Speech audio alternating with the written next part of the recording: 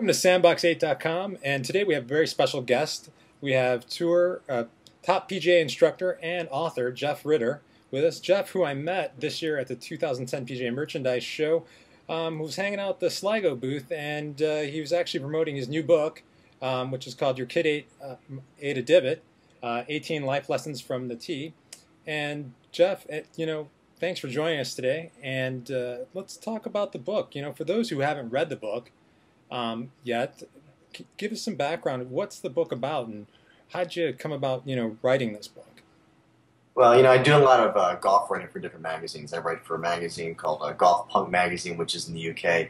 And a couple of years ago, they gave me the platform to actually write a monthly column, which was sort of a true story that would happen on my lesson tee, coupled with a life lesson that went along with it. And a lot of these stories kind of came just from the kind of stories you tell your friends when you're out having a couple of drinks about this client or that client, or the crazy things that people tend to do in their pursuit of playing better golf. And we sort of felt like we had something that was a little bit unique and different. A lot of times you see golf books that are all funny stories, or you see golf books that are all purely instructional. And what we thought we could do is, combine the humor with the instruction and the life lessons in a way that maybe people haven't seen before. What do you mean by that, being present, and how it relates to the game of golf?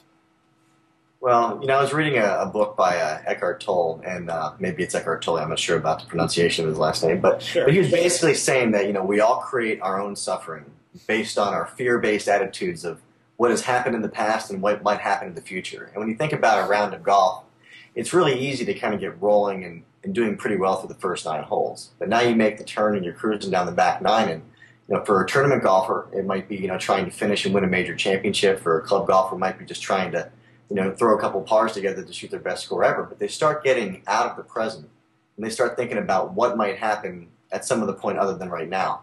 And as a result, that's where you start to become tense. That's when you start to lose your groove a little bit. And for a lot of people, the wheels come off. And when you look at major championship golf, and we see that every single year, some people really believe they deserve to win. They can stay in the present, hit one shot at a time. And as a result, they can pull it off. But there's a lot of guys out there, you just know when they make the turn in the back 9 that they're not going to be able to do it. That's really separates someone that can really get it done in life and someone who struggles a little bit. What's like the one thing you probably would want people to get from reading this book? Or is there only one thing, or is there more than one thing? I think it's more than one thing. I think, number one, I want them to be inspired to believe that they deserve to be experiencing great things within the game and also outside of the game. Golf is this ultimate metaphor for life, in the respect that you wake up in the morning, you have a game plan of what you'd like to do on the golf course, and then you get to try and put that plan into effect. And over 4 to 5 hours, you also get to see how well you deal with not getting what you want. And when you look at a round of golf and how you respond to the world around you with your business or your relationships, there is a lot of overlap. And I was very lucky about 10 years ago to meet a guy named Chris Doris, who was a performance coach for Arizona State University Golf. And I actually operate my business out of Arizona State University at the Ping Learning Center.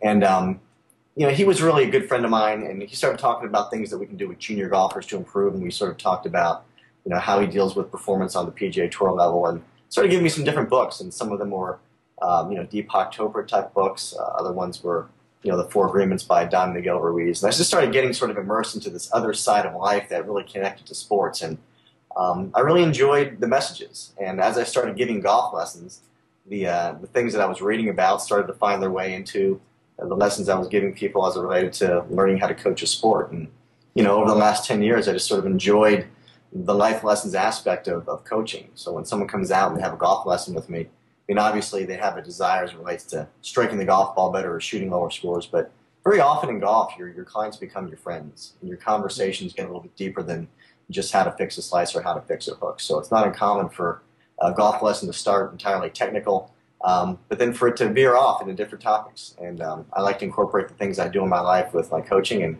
sort of that's how a lot of the lessons came to be. So many things that people do, and they really care about the game. I think that the divot was certainly the one act that I was never expecting. But people respond to different ways to not getting what they want in the golf course. Some people can laugh it off, other people get really upset.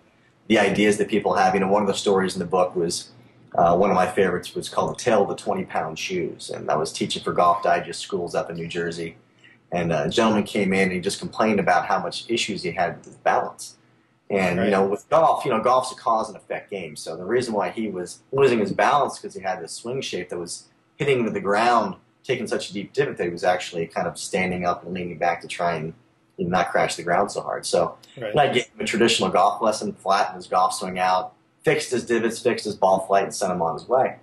Well, about a week later, he called me up on the phone. He said, hey, I've got this great idea for this product, which is going to revolutionize the way that you coach golf and help every golfer who's ever had issues with balance. So, of course, you're thinking to yourself, here's a great endorsement opportunity. So he invited me out to lunch, and when I showed up, he had these plans, these engineering plans like an architect would have. And he laid them out on the table, and his bright idea was not to take my advice in terms of how to fix a swing, but to actually invent a pair of 20-pound golf shoes. He said if I had 20-pound shoes on, I'd never lose my balance. So that was those moments where you started sitting there and saying to yourself, wow, the game is crazy, and the people that play it are crazy, and sometimes logic is thrown right out the window. My friend Chris Dorse, again, we were hanging out one day, and he was actually working on his own book project. And as part of it, his book project, he incorporated a Tony Robbins exercise, which was all about going from wishing to doing in life and learning how to take immediate action on what your dreams are. And he had me sit down, and I created a list of my goals, personal goals, professional goals. Other goals were family goals, and some were actually philanthropic goals, the things that you want to accomplish, when your life is over, and say, hey, I was able to pull these things off. And as we went through the different categories, he looked at the fact that, one thing that I like to do is try and maybe play guitar, which I never did before. And the other thing that I sort of learned through the exercise is that I really sort of had an affection for aviation. As a kid, I always loved flying, and I had a friend whose father had an airplane. And it's one of these things where you think some people in life are built to do certain things. You just feel like certain things aren't really set out for you. So Chris looked at these two things and he said, you know what? Here's the telephone. Go ahead and book a flight lesson. And initially, I didn't want to do it. It was a little bit scary. But I got online, found the phone number for the local flight center. He made me make the phone call. I set up an appointment for the next morning. And even as I was driving to the airport, I was thinking to myself, I should probably cancel this lesson. This is crazy. But sure enough, 12 months later, I had my pilot's license. As it relates to the guitar thing, I actually booked a guitar lesson for the same day as my pilot's training.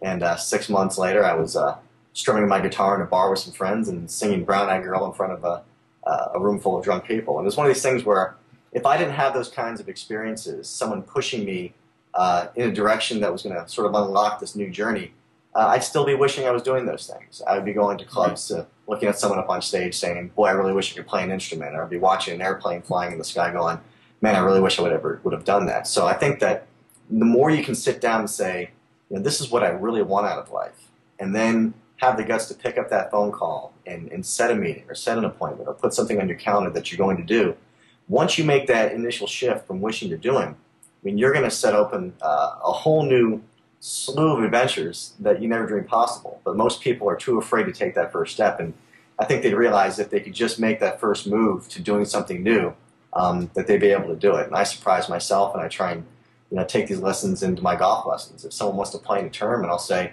let's sign up for a tournament right now. And they'll say, well, I'm not ready. I said, it doesn't matter if you're ready or not. We're going to sign up right now, and we're going to train to play, and we're going to have this experience. And I think when you get through it, you're going to realize it wasn't that hard, it wasn't that scary. You're going to want to play in a lot more, and you're going to look back to this moment saying, this is the moment that I started doing in life instead of wishing that I was done.